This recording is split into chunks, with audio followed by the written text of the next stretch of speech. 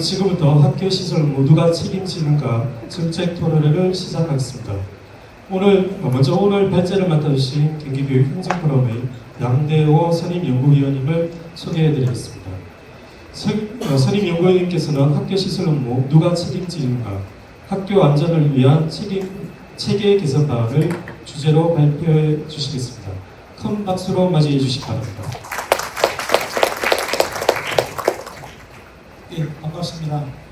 비 오는 날 이렇게 좀 어려운 걸음 해주셔서 감사드립니다.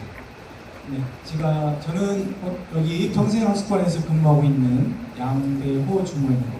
반갑습니다. 네, 오늘 제가 여러분과 함께 토론으로 말씀드릴 주제는 학교 시설 업무 누가 책임지는가입니다. 이 문제는 단순히 학교의 시설 관리직 지방공무원 수가 줄었다는 차원의 이야기에 그치지 않습니다. 학교 안전은 누가 책임질 것인지, 그리고 그 책임을 학교 현장에서 실제로 감당할 수 있는 구조인지, 만약 그렇지 않다면 어떤 방향으로 전환해야 하는지를 함께 논의해보고자 합니다. 여러분도 잘 아시다시피 우리 경기도는 전국 17개 시도교육청 가운데 학생 수, 학교 수, 교직원 규모 측면에서 전국 최대의 광역교육자치단체입니다.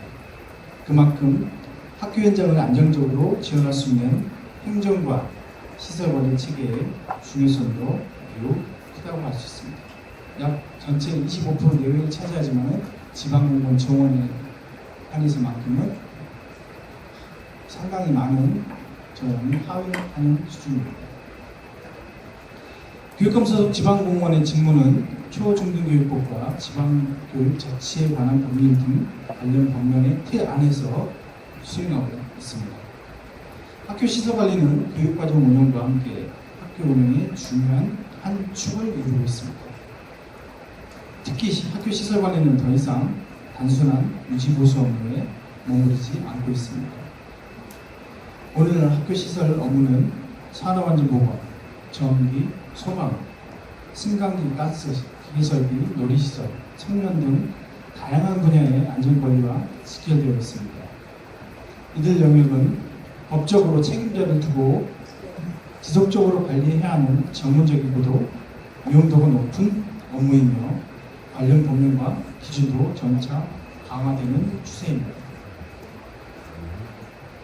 그런데 학교 현장에서는 이를 충분히 감독하고 그에 걸맞는 인력을 배치하고 체계적으로 지원하는 데는 분명한 한계가 있습니다. 경기도 공립학교는 2015년 2286개 교에서 2025년 2509개 교로 늘어났습니다. 지난 10년간 연평균 22개 학교가 매년 개교되고 있습니다. 같은 기간 전체 지방공무원 정원은 12,880명에서 15,576명으로 증가됐습니다.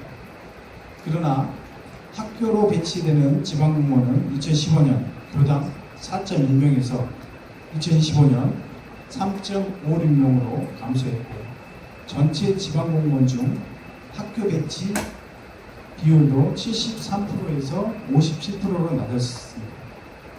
반면 학교 외 행정기관 25개 교육청, 권청에 해당됩니다.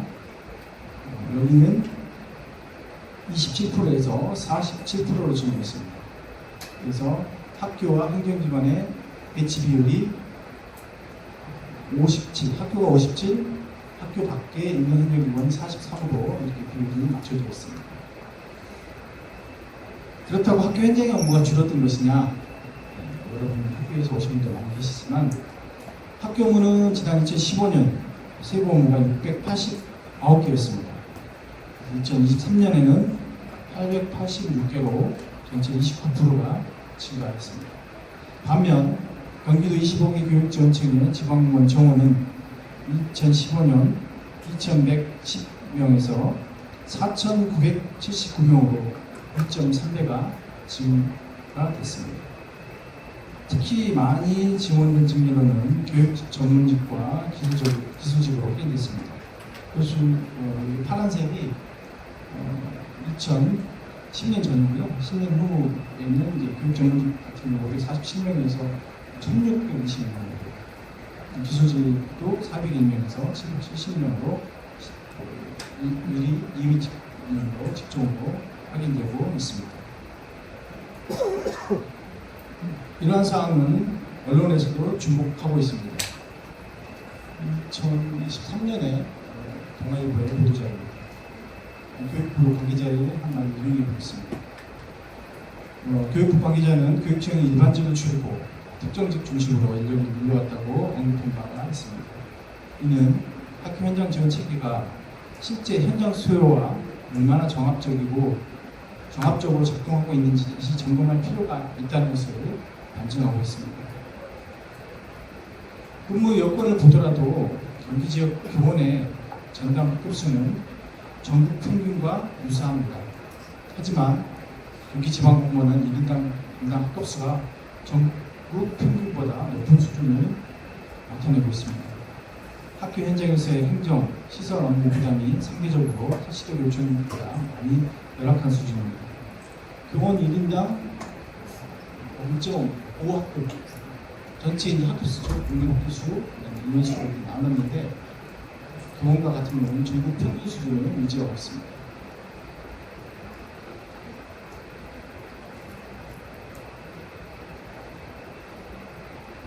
이러한 문제는 이미 한계에 다다라 있다는 것은 또 현장에서 나타내고 있습니다. 2025년 기준 경기도 공립학교 2,509교 가운데 시설관리직이 배치되지 않은 학교는 1,034교로 전체의 41.2%를 차지하고 있습니다. 그 결과 학교 현장의 시설 행정과 시설 관리 공백은 기간제 인력과 행정직이 상당 부분 메우고 있는 시점입니다.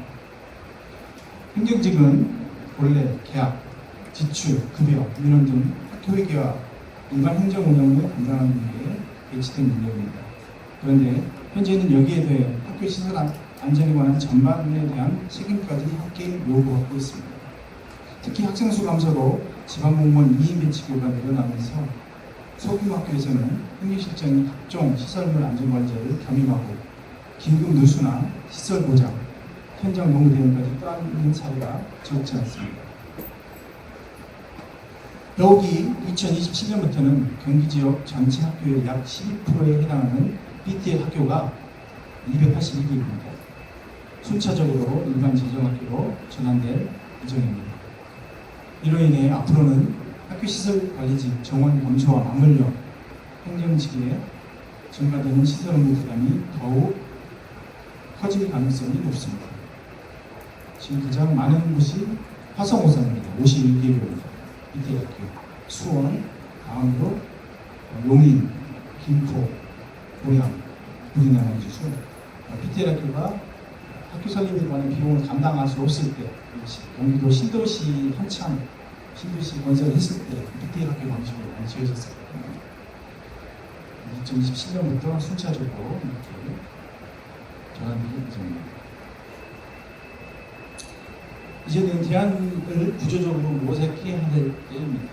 열악한 정원 여건 속에서 해법 또한 개별 학교의 노력에만 맡길 것이 아니라 지원체계 전반의 재설계라는 관점에서 접근할 필요가 있습니다. 첫 번째, 학교별 분산 지평을 줄이고 교육지원청 중심의 통합지원체계를 강화해야 합니다.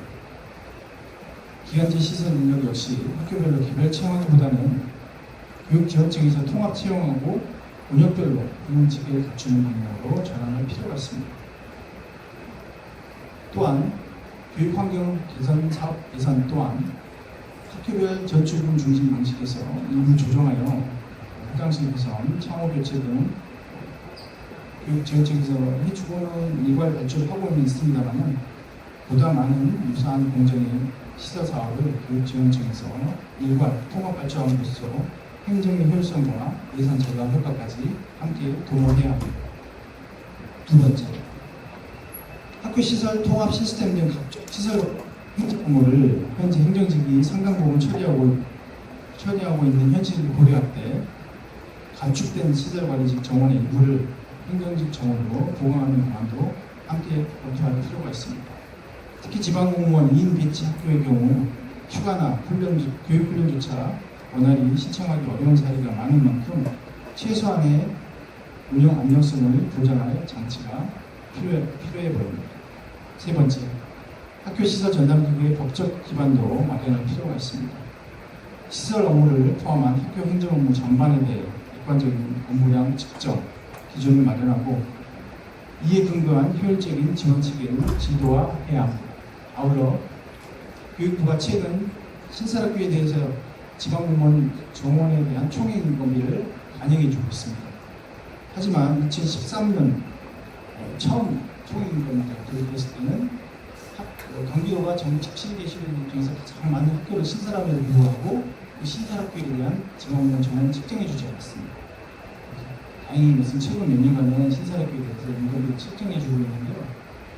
과거에 2013년부터 거의 10여 년간은 학교 신설이 됐음에도 정원을 책정해 주지 않았습니다. 이게 이제 경기교원은 전국 수준의 동일한 수준이지만 지방공무원이 약했던 그 결정적인 요인이 한지 않나 싶습니다. 그래서 관계기관은 조직 감량이죠.